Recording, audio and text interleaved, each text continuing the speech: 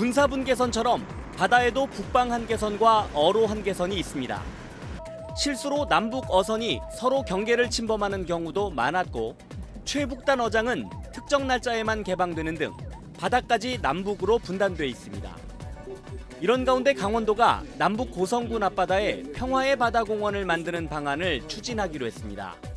북방 한계선을 기준으로 육지는 남북 10km씩, 바다는 동서 37km 이내의 구역을 평화협력 특별지대로 정하는 겁니다.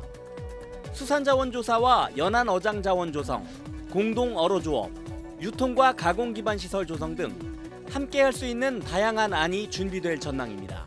명태자원 증식과 인공방류 사업을 하는 강원도 한해성 수산자원센터.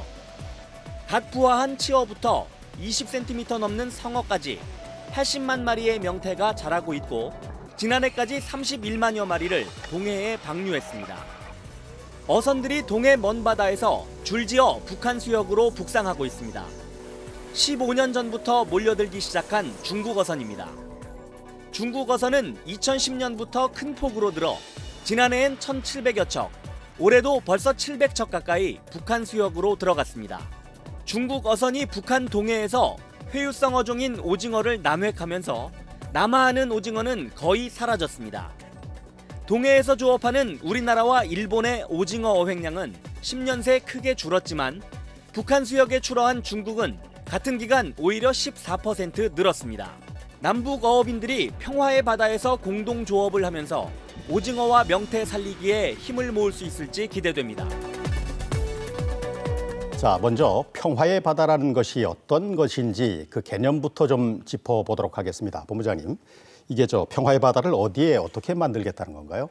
우리 평화의 바다라는 개념은 남북 적경지역 해상에 남북 평화 협력 특별지대를 만들려고 합니다. 네. 그 위치를 이제 살펴보면은 남북 강원도 해상 북방 한계선을 기준으로 해서 남북으로 10km, 그러니까 20km 하고 그다음에 동방 해상 쪽으로 20마일 네. 구역을 평화의 바다를 특별 협력 지대로 설정할 계획으로 했습니다. 즉 지금 우리 최북단 어장인 저도 어장의 바로 위에 있는 네. 지역이 되겠습니다. 그러니까 이제 육지에서는 20마일 이제 그 바다 쪽으로 나가게 되고 그렇습니다. 남으로 10km, 북으로 10km, 20km 예, 그 그렇습니다. 수역이 이제 평화의 바다가 되겠군요. 평화의 바다에서는 뭐 어떤 걸 하게 되나요? 이게 DMZ의 평화의 공원처럼 관광을 위해서 하는 건 아닌 것 같고요. 아닙니다. 우리 평화의 바다라는 것은 바다 목장을 만들겠다. 네. 이제 그런 이 바다라는 것은 남북한이 하나의 바다입니다. 어디 한 군데서 잘해서 한 군데서 자원을 방류한다고 해서 자원이 그렇죠. 하는 것이 아니기 때문에 남북한이 협력을 해야지만이 자원도 조성이 되고 또 보다 많은 어족자원이 되겠다. 어민들한테 소득이 간다고 생각합니다. 그래서 우리 도에서는 평화의 바다 조언을 만들어서 일단은 남북 수역에서 해상 수역에서 공동조사를 할 예정입니다. 네. 그다음에 자원도 조사를 하고 그 결과를 토대로 연안 어장을 구성을 하고 그다음에 양식장도 만들고 네. 그다음에 수산 유통 가공 시설을 만들 예정입니다. 네. 그리고 더 나아가서는 일정 구역 평화의 바다 구역 안에서는 남북한 어민이 공동으로 공동 오로 작업을 하는 네.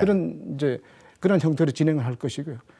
또 더 나아가서는 북한의 지금 원산 앞바다 90마일 해상 쪽에 중국 배들이 지금 들어가서 연간 한 1,600여 척이 들어가서 조업을 하고 있습니다. 네. 그 지역을 우리 강원도, 경북, 부산 배들이 체납기 어선들이 네. 기선 저임이 아닌 체납기 어선들이 가서 조업을 하는. 이 조업을 할 때는 우리가 입어료를 내고 네. 선원들은 북한 분들을 선원으로 모셔서 이렇게 작업을 하는 그런 구상을 가지고 있습니다. 네. 그러니까 이제 공동으로 같은 배를 타고 이제 고기잡이를 할 때는 입어료를 안 내고, 예. 그리고 이제 그렇지 않을 경우에는 뭐 입어료를 내고 그렇게 하나요? 아닙니다. 일단은 들어가게 되면은 네. 입어료를 낼 예정입니다. 네. 그래서 지금 중국이 내는 입어료보다 네. 좀 더 많은 입어료를 내려고 하고 있습니다. 그래서 그 입어료에 대한 부분은 우리가 남북협력기금이라는 제도가 있습니다. 네네. 그 남북협력기금에 지원을 받아서 내는 쪽으로 그런 쪽으로 지금 검토를 하고 있습니다. 네, 이게 무슨 쿼터를 배정하거나 그러지는 않겠군요. 그러면은 그렇습니다. 일정한 지역에 배 숫자 정도는 네. 제한을 둘 예정으로 했습니다. 네. 예. 그래서 우리 강원도배, 경북배, 그다음에 부산배 정도 해서 같이 참여하는 쪽으로 추진하고 있습니다. 네. 평화의 바다의 사업 주체는 뭐 아무래도 강원도가 되겠군요. 그래서 강원도가 주관이 되되 중앙정부의 지원과 협조가 절대적으로 필요합니다. 네. 또 강원도 혼자 하는 게 아니라 남북 강원도 간의 협의에 의해서 추진을 하되 우리 평화의 바다 목장 화사업은 강원도만이 하는 것이 아니라 우리 경북, 부산 이 동해안이 같이 참여하는 그래야지만이 이 동해안은 하나의 바다입니다. 네. 우리 경북이라든가 부산이라든가 북강원도라든가 한경 남북도라 이런 쪽인 사람들이 어민들이 다 한마음 한뜻으로 자원을 보호하고 네. 또 합리적인 조업을 통해서 지속 가능한 어업이 될 수 있도록 할 예정으로 있습니다. 네. 일단은 중앙정부 간의 긴밀한 협조가 필요하겠죠. 당연히. 평화의 바다를 강원도가 단독으로 뭔가를 추진하겠다는 거는 그건 좀 어려운 일일 거고요. 대신에 지방정부가 주도해서 만드는 사업을 빨리빨리 추진할 필요는 있습니다. 왜냐하면 지금 남북 간의 거리가 가까워지면 가까워질수록 강원도가 조금 더 구체적인 사업을 던질 필요가 있거든요.